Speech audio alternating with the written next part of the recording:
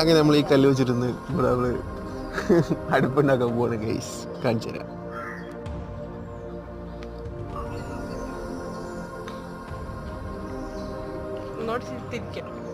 തിരിക്കണോ?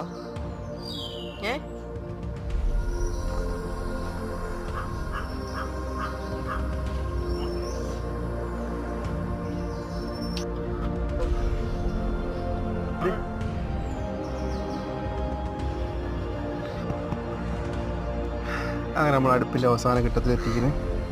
ഈ കലം നമുക്ക് റൗണ്ടിൽ പൊട്ടിച്ചിട്ട് ഇവിടെ ചെറിയൊരു കുഴി എടുത്തിട്ട് അതിലിറക്കി വെച്ചാൽ അടുപ്പ് റെഡി. ഇന്നലെ നിൽക്കൂല സാധനം നിൽക്കാനേ അടുപ്പുണ്ടാക്കിയിട്ടിരിക്കുന്ന സീസ്. ഇതിന് വേക്കോട്ട് മാന്തണ്ടേ?